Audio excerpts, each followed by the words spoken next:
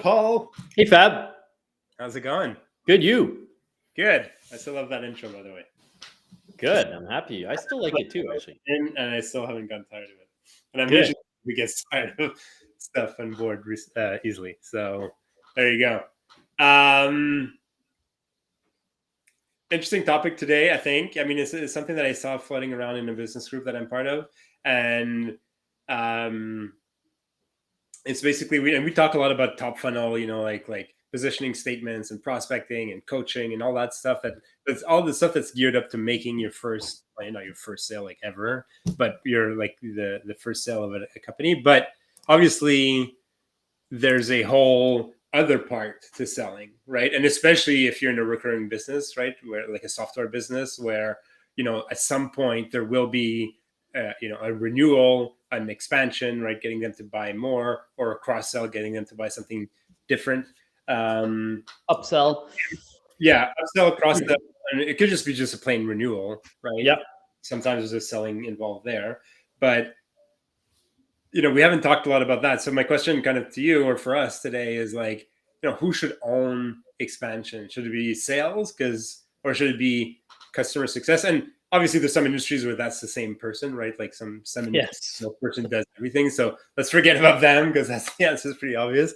But let's think about an industry or a company where you have two different roles. You have the salesperson that brings in the client, and then you have an account manager, customer success person, whatever you want to call them, that kind of manages that account afterwards and ensures the customer has success.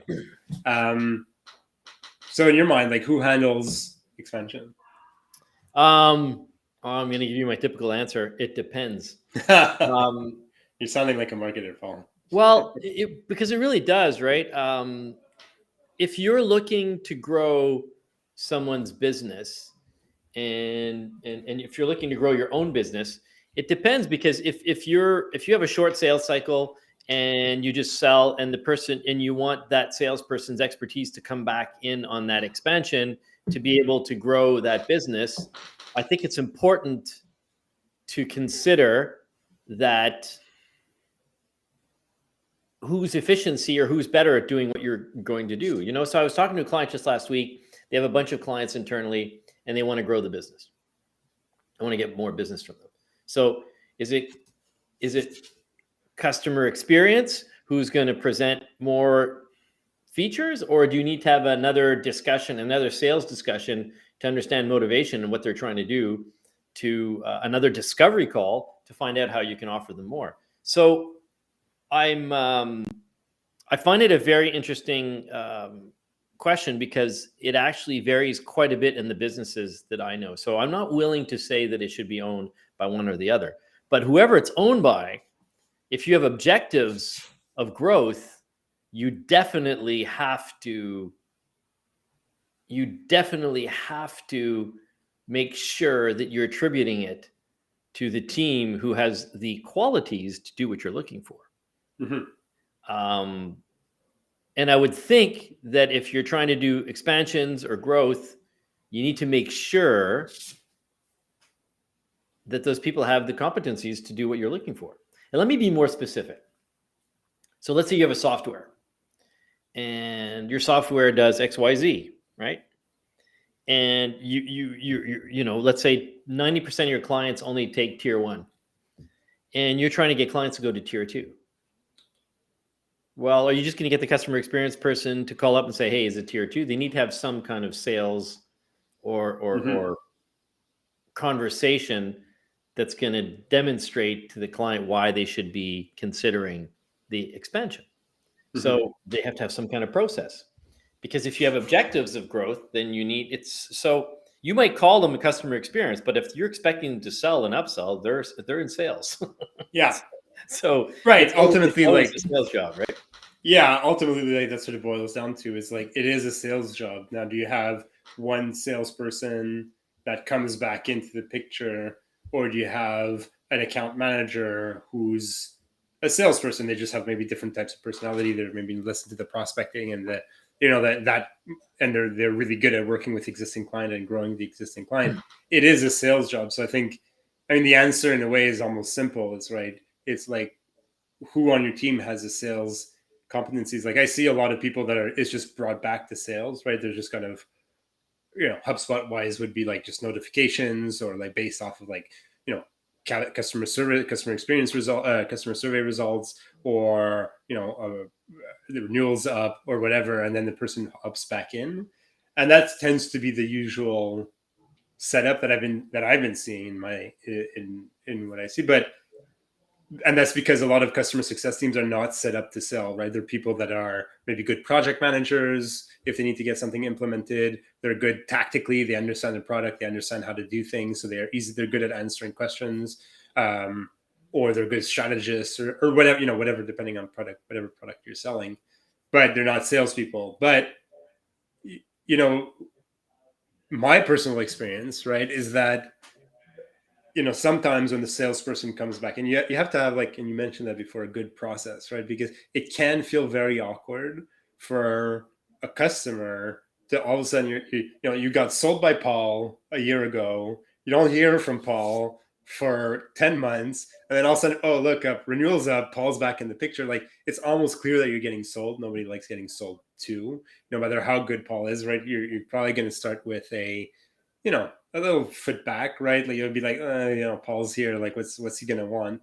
So I think that's something that you have to take into account, as well as how does a salesperson come back into the picture? Well, it's a very good question. And if you know down the line that there's an upsell, an expansion, whatever it might be, a cross sell, the salesperson should never be out of the picture, right? So they should be maintaining a relationship all along. It doesn't mean that they're talking to them like every week, but they should be maintaining a relationship and say, look, sold you this package, I'll be calling you back in a few months to see how it's going, and, see if there's anything else we can help you with. Right. So that's important, whether it's a salesperson or customer experience person that you're calling a salesperson, or sorry, not calling a salesperson, but that'll be talking about that, because it's an important part. It's an important part of the business. If you're a salesperson and you're getting whatever 10 or 15% revenue or involvement from a client that you think you should be getting a lot more from, then your sales not over. And as a salesperson, the behavior you're requiring your salespeople to have should be based also, the remuneration that you're offering should be based on what's moving forward, right? Yeah, exactly. And I think, also the reason why I like this question is because it's okay, it's on your end. I was wondering, is because I find still today in 2022, like, that's possibly one of the most overlooked part of sales, right? Like, and I understand for a very early stage company, right, you just need to fill your pipeline. You just need clients, right? Like, there's not a question of renewal. It's a question of, like, just get people that would eventually be available for renewal. But relatively quickly, once you start getting a decent amount of clients, like, I find that's still neglected. Like, we still have that old, I don't know if old is the right word, but that mentality where it's like, we just need to fill the pipeline, right? We just need more new, to the detriment of, like, let's say we kind of like, oh, well, we have some customer service people or we have some success people, but, renewals are kind of done ad hoc. Some salespeople are more proactive, so they'll reach out, others are not. But I find it's like such a big loss for a lot of companies, because you have people that are there that have, especially the people that have had success with your product, and they're being kind of ignored, and they're putting along, and they're being ignored. And I think that's something that needs to come up relatively quickly in your growth process, right? Is like, okay, after X number of clients, we need to really dive deeper on the customer success side. Absolutely. And this is all, the behavior will be entirely driven by what you have as expectations for those people and how you set that up. So it's very, very important that you understand. So forget if it's customer experience, forget if it's sales, just take that out of the picture for a second. When you're building your growth strategy, look at your customer journey, what you expect and what you hope is growth, right? And then afterwards, attribute your best players or your best structure to best serve that customer journey. Do you know what I'm saying? So it's not about should it be sales or customer experience. It's about what are we expecting in the customer journey and who are the best people to do that job to bring us forward. And I think we often get bogged down by titles and by who does what. But really what it should be, okay, customer journey is like this. Most customers in the first 3 months will be, on tier 1. Then we want them to move to tier 2. Then we want them to move to tier 3. These are all good movements. But you need to tell yourself, okay, how long are they going to be there for that period of time? How long will they move forward? And what will it mean? What will happen? Mm-hmm. So be sure you understand that before you decide who to attribute it to. And then tell yourself, if the salesperson is very good at selling and you need him in the upsell, well, then continue to that level, right? Yeah, that's really interesting, because you're completely right.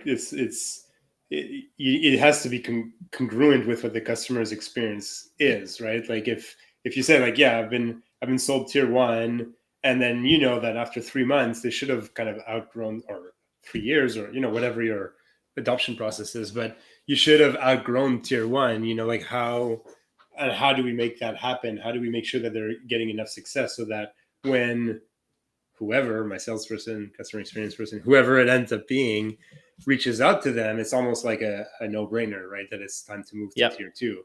Right? It's like the necessity is there, and I need to be pushed forward at the right moment. So you're right. If it's less about who does it, that they'll definitely need some sort of sales skill, but it doesn't matter who does it. It's more a matter of like, how does that fit in with your customer journey? Yeah, absolutely. Exactly. And look at the structure, look at the journey, and then establish the rules and regulations. Sorry, not the rules and regulations, but what you're expecting of the people, and then who are the best people to execute that. Because we've said this before, whether you're marketing, whether you're sales, whether you're customer experience, you're all part of the same thing.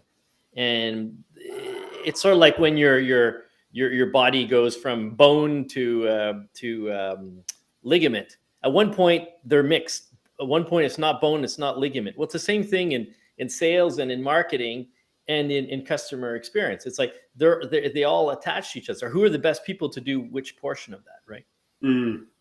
I like that. Cool. Awesome, Paul. Thanks, Fab. That was very efficient. Thank you. Thank you. Take care. I'll see you next time. Bye.